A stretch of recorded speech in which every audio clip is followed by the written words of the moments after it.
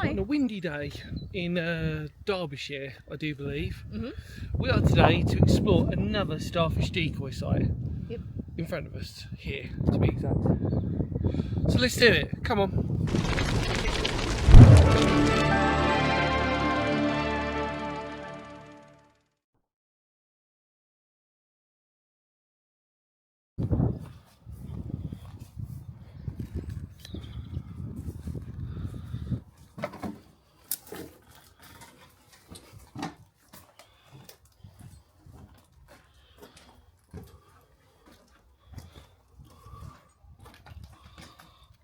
Hello everybody, welcome back. So let's just get this out of the way. We won't spend too long on this one because it's probably the worst conditioned starfish site we've ever seen. Yeah. We're currently, believe it or not, in the middle of the corridor which links to two rooms in front of us. I will just quickly point this out to you. Is, or was, the command post which... Oh, yeah, glass, careful. Loads of glass, and the farmer has completely totaled the middle of it. There's the escape hatch, believe it or not. But you wouldn't know. And it's filled with rubbish, cans and all sorts. But hey, look, it's on the farmer's field. Do what he wants with it. Then through the other side of Sophie, without again treading on any more unnecessary glass. I've just realised that was quite bad. That on the other side, here we are into what would have been the engine section of the site, and I'm just looking. Interesting. Lot of rubbish down here. So there probably would have been two generators. Thank you, Sophie. And they would have really been used to simulate the conditions for the railway network, which was the, remind us? London, Midland, Scotland. London, Midland, Scotland. Now, depending on when these videos come out, we've actually done, which is very rare in these circumstances, it's twin. So normally you would have had more than one Starfish Decoy site to protect an area, whether that was an airfield or a civil site. It was either military or civil. Let's just talk plainly for everybody out there. On this channel, I think I've only ever done Gravesend, RF Gravesend, which has got a twin. We've done both of them. I think. I might have done more. Can't think. What do you think? It's trashed. It's trashed and it's full of litter. But it still survives, believe it or not. Now, there would have been two more that would have protected the maintenance area. And what the idea was, in theory, is that for those who haven't seen these videos, because there's loads on this playlist of decoy sites, we've done a lot. This was a QL, it was a civil site. The idea was it was meant to replicate the workings or goings on through systems of lights of the railway or the station, the factory, isn't it? No, it's not factory, it's the marshalling yard. So the idea is you would have created simulated lights, and so as the Germans are sort of going over, they think, oh, actually, maybe we're here already, and they would have hopefully been fooled enough to put their bombs here rather than actually in the marshalling yard themselves. Now, we know that these had a relatively short shelf life, roughly a couple of years independently of each other.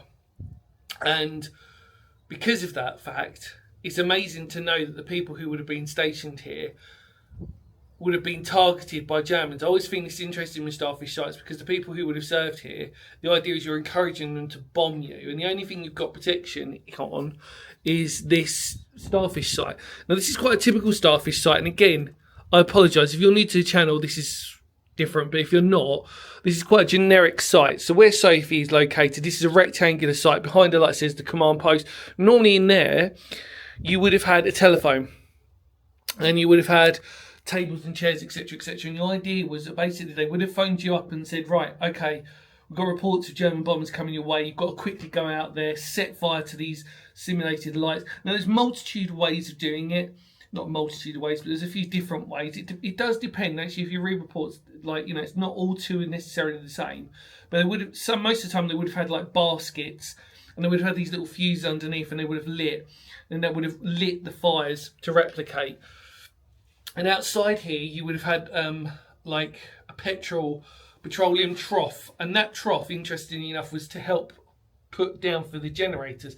Now, as you know, the generators here would have provided anything electrical. So not only the telephone, but sometimes you would have had lights as well that would have electrical lights, either different blues or greens or whatever, to simulate anything really fundamentally to fool the Germans.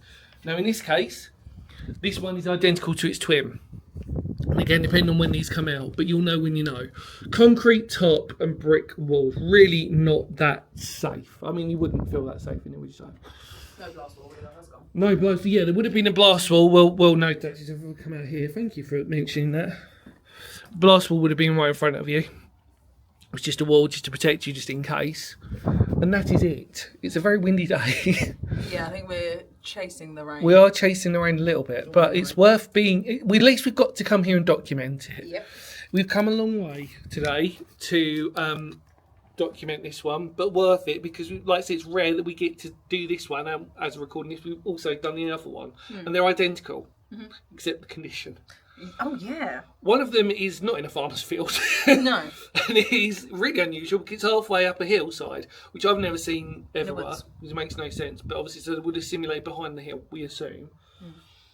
Again, because the whole point is that it's got to be in the middle of nowhere. Because you don't want your bombs, you don't want a decoy site going anywhere near potentially any major residential sites, because otherwise you'll run the risk of endangering the people that were there.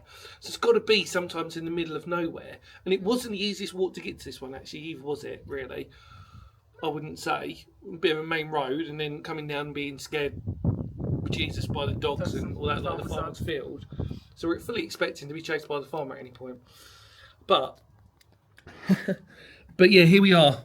You can't, I mean, it's been completely gutted, this, but trust me, there would have been these generator plimps here to simulate, as well, and it would have been very loud. I'd say simulate wasn't, but they would have been very, very loud. And sometimes you would have had noise reduction in some of these. Like I said, not all Starfish Decoy sites potentially were slightly different depending on each one. You've got vents which normally would have been at the top somewhere. I can't see any from here. And then at the bottom normally it would have been cabling or pipe work, etc, down there. And it would have been in the command post. Normally you get a vent. So if I just squeeze past you out again, treading on as much glass as I've just done already. Is there a vent? Can't see one. No. Normally there might have been a little vent in here. Ignore that wall. Not the same. Yeah, that is not the vent. There you go. Final thoughts and feelings, if you please. Oh, Sophie, sorry, I've got the camera around. Let me just manoeuvre myself. There is so much, actually, quite dangerous. A lot of glass down here. Thoughts and feelings. It's a shame it's trashed, but it is what it is. And so we've seen it's... Bit of green there. The Looks like original paint, yeah. We've seen better ones. Seen better ones, obviously, but we've seen one of a group now. Actually. We have, and that's a rarity. And if you get to see them, normally they're just ones on their own and the others don't survive. It's normally one starfish site that survives and then the rest of them, for whatever reason, get demolished, mostly because of where they are. It's rare that you actually get... Normally there would have been more than two. Sometimes there would have been... In this case, there was 4 to protect the yard. Yep. And where we are, we've got to understand as well, we're in the heart, or close to the heart of the industrial side of England. So a lot of industry was going on here. Yeah. So it was important that they kept it going, no matter what the cost. Yeah. I think we're done. I'm going to take them outside now if I follow you, just quickly before we say goodbye. I apologise for the wind noise, everybody. I think we've covered it. I'm not going to... This one's so trashed yet, and there's loads of glass here. But do you know what I've always said about that? It's not that it annoys me, it annoys the fact if there's wildlife. Oh, and here's the wind. So here we are. Whew. So basically, you would have had like a trough and a bucket there, which would have fueled the generators in there. And then out in these fields, they would have basically replicated through a series of lights and fires, etc, what the marshalling yard would have roughly looked like at night. And it served a vital purpose during World War II, and yet very unsung. Quickly take advantage before the wind kicks in. Yeah. Sorry about that, everybody. But yeah. What a beautiful location, I've got to say. Lovely. If you want a decoy site, great place to put one. Like I said, I'll just finally show them that you can see the concrete roof made of brick. Really not going to be very safe in there, if we're being brutally honest. Anyway, look, we've got to go before we get chased by the farmer. Any more words to finish history because history matters? I think we can say it does. Yeah. Take care, everybody. Much love to all of you out there. Like I said, this is important because it shines a light on the unsung people during World War II and the people, like we said before, if you were working in a marshalling yard, you would have been grateful there would have been people looking out for you. Yeah. Thank you, Sophie. Are you ready? Yeah. Please cap out them. Cap out.